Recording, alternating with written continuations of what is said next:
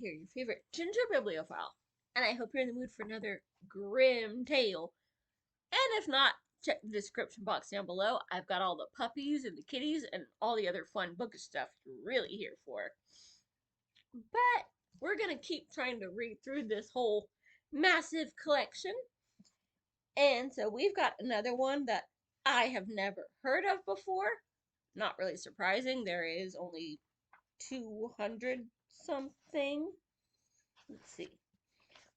I keep forgetting. Yeah, 250. Though some of these we are going to be skipping. There's 3, 4, 5, 6, 7, 8. Yeah, there's 10 super religious ones. We're going to skip those when they come around, but that starts in the 200s. And we're on story 23. The mouse, the bird, and the sausage. I'm not sure exactly which way that's gonna go.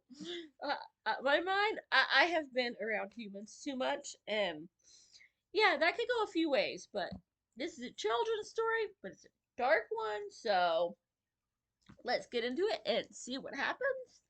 And, well, it looks like a super short one, so let's see. Hopefully it's fun. Once upon a time, a mouse, a bird, and a sausage came together and set up house.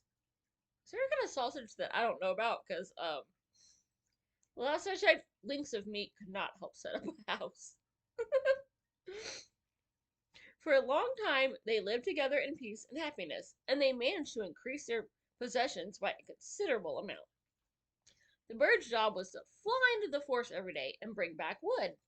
The mouse had to carry water, light the fire, and set the table, while the sausage did the cooking. Or was cooked. Yet, those who lead the good life are always looking for ways to make it even better. And one day, as the bird was flying about, he met another bird and boasted about how wonderful his life was.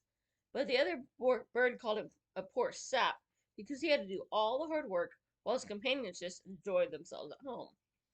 Indeed, after the mouse started the fire and carried the water into the house, she generally went to her little room and rested until she was called to set the table.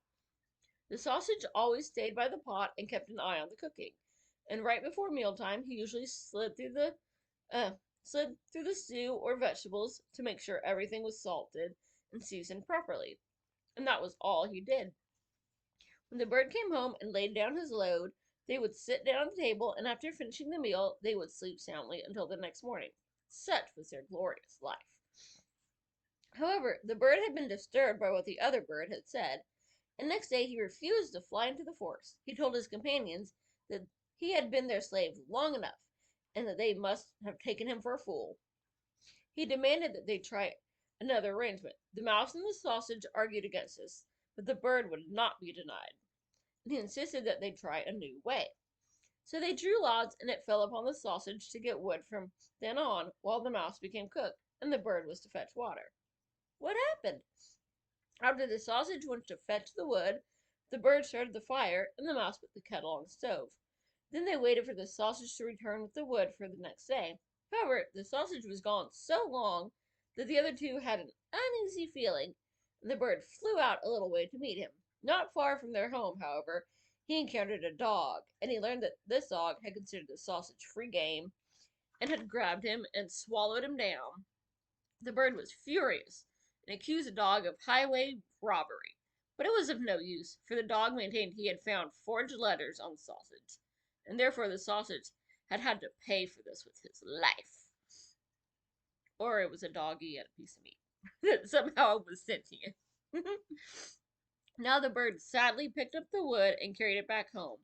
He told the mouse what he had seen and heard, and they were very distressed. Nevertheless, they agreed to do the best they could and stay together. Meanwhile, the bird set the table and the mouse prepared the meal. She intended to put the finishing touches on it by seasoning it and sliding through the vegetables the way the sausage used to do. But before she even reached the middle, she got stuck and had to pay for it with her life. When the bird came to serve the meal, there was no cook. He became so upset that he scattered wood all over the place, calling and searching for the mouse. But his cook was no longer to be found. Due to the bird's distraction, the wood soon caught fire, and the house went up in flames.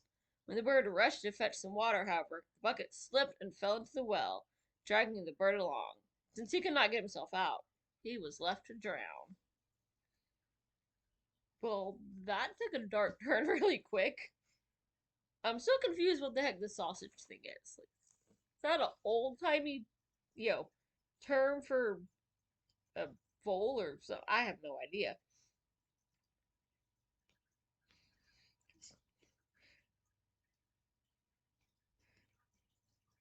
Yeah.